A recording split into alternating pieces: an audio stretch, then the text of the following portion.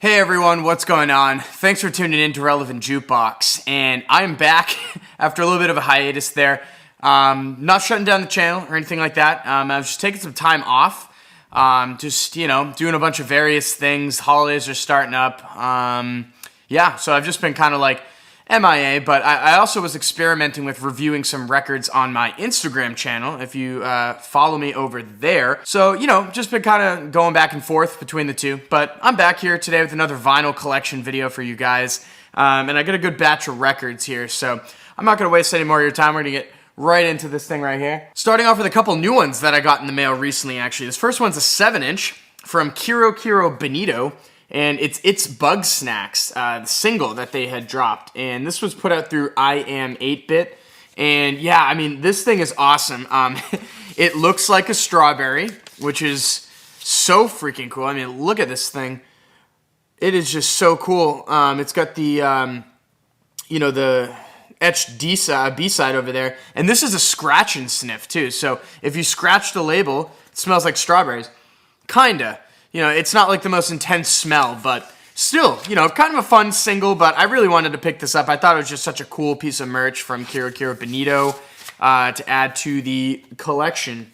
Next up here, we got one of my favorite albums of the year, and that's from Clipping, Visions of Bodies Being Burned. This thing blew me away. Really, really awesome step up, I thought, from the first one. Continuing their series of like horrorcore kind of, experimental noise hip hop. It's amazing. And I was really glad I picked this up before it sold out. It's got a double gatefold. Let me see if I can get all that in there. Woo! And I haven't put this on the table yet. This just came in the mail the other day. And this is the Loser edition. So I was really excited I picked this up before it sold out. It's got a cool like orange inner sleeve to go along with like the horror movie Halloween kind of theme, and it is a crazy looking pressing. It's like clear with orange and yellow kind of like splatter. I don't know, it's like a musky kind of look to it. It's amazing. I mean, the presentation on this one is just like through the roof. I love it. I mean, it just looks unbelievable. And it was a double LP, so here's the other one I'll show you. It just like has a little bit more of that marbling effect going on. Really, really cool. I mean, this kind of looks like a piece of candy corn or something like that, which was kind of weird. I feel like it was advertised a little bit different, but I like how this came out. It looks unbelievable. Next up here, I have Tyler, the Creator's Bastard. Now, this is a bootleg press that I don't even know exactly where it came from. I kind of forget. I ordered it from a website that was advertising it as some kind of like record store day release, I think. It looks pretty official for a bootleg, not gonna lie. I mean, nothing too special about the jacket, but it's an awesome like red vinyl, and the labeling looks pretty official. I mean, it looks really awesome, and it's a thick pressing too. This has got to be at least 150, could be 180 gram, and I want to say this was limited to like 200 or 250 copies. So I was really happy that I grabbed this before it sold out, because it's not really easy to track down anymore. And it was a double LP. So here's the other side there. You got Tyler all over the place looking crazy. But yeah, I mean, some of Tyler's best stuff I still think lands on this album. So, that's why it still sits in my collection. Okay, next up here, I got a classic from Radiohead, OK Computer. Pretty standard album to have in your collection if you're a fan of rock music, or, I mean, obviously if you're a Radiohead fan. I like this one. Not my favorite in their discography, but this was a cool pressing. This is the limited, 30th anniversary edition? No, 20th anniversary edition. Duh, math. It's like a triple gatefold. I mean, there is so much going on this release. It has some bonus tracks on there as well. And it was a triple vinyl release here. So the double gatefold, triple vinyl. It's got some nice inner sleeve artwork going on. Looks really cool. And it's a lovely, lovely blue vinyl. It looks amazing. I mean, this is kind of like the ultimate pressing of this. I mean, it's a thick one too. I want to say this has got to be 180 gram or something. I don't remember. But, pretty much the ultimate OK Computer vinyl pressing, I think. I mean, outside of maybe some kind of super rare original, or, I don't know, something that I might not even be aware of that's out there. Here's the second one. so you get an idea what's going on with the packaging there. Another blue vinyl, so I won't bother showing you that. And here's the last one for you if you just wanted to see those inner sleeves. They're all blue vinyls, they all look the same.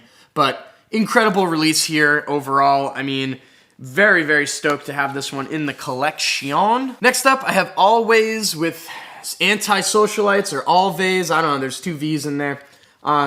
Really, really awesome, solid dream pop release right here. I love this record. You know, it's pretty sweet on the ears, a little bitter in the lyrics, you know, but this is a great little record here. I love it. Very dreamy, very fun almost sounding. Here's the inner sleeve. It's got some cool artwork going on there.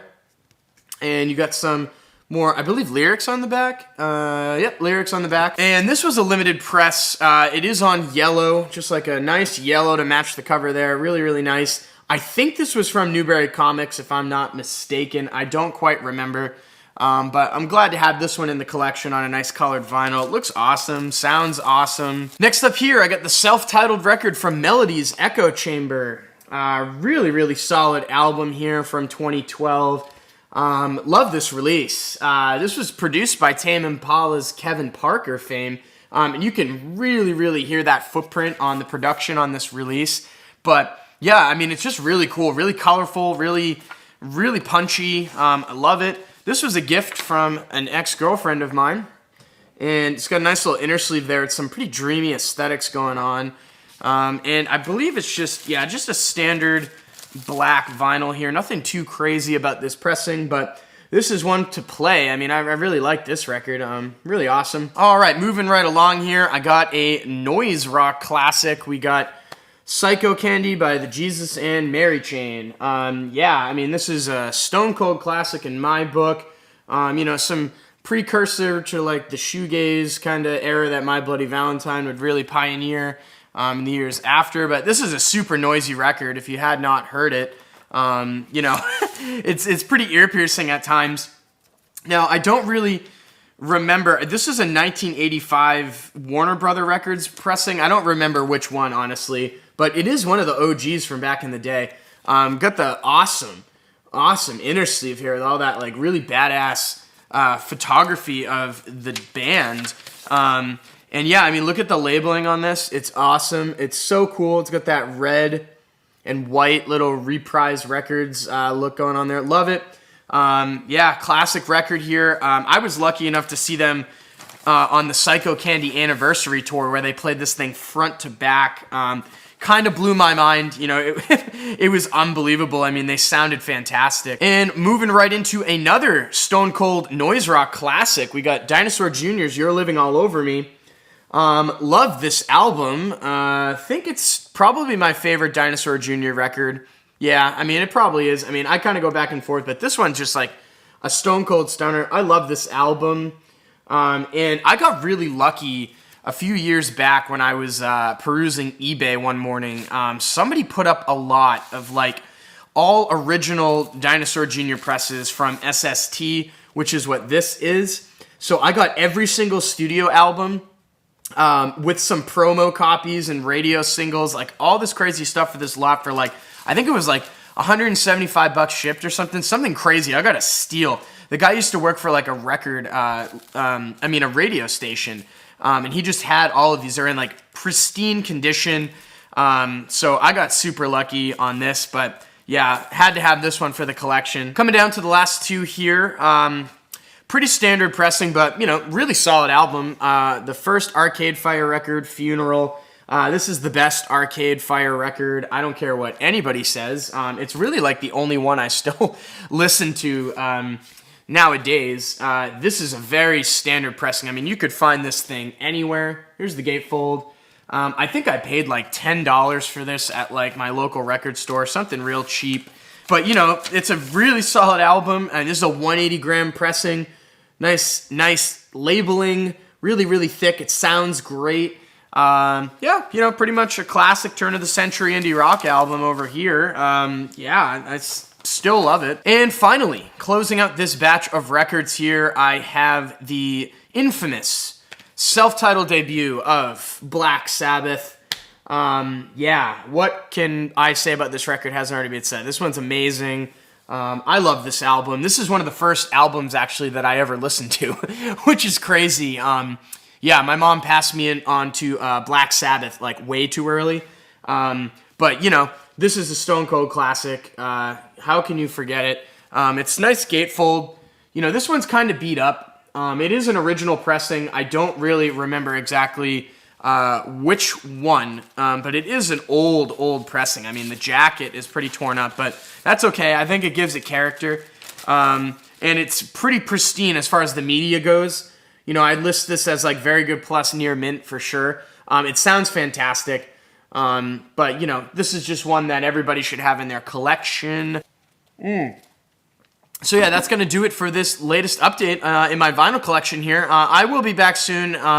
I do plan on doing another Gauntlet episode as far as covering October and November maybe at this point. Got some hidden gems coming up, and I will have some reviews out hopefully before we get to the list week at the end of December. So keep an eye out for that. Thank you everyone for tuning in and watching. I really appreciate it. Make sure to like if you like and share. And if you have not yet subscribed, hit that subscribe button. Peace.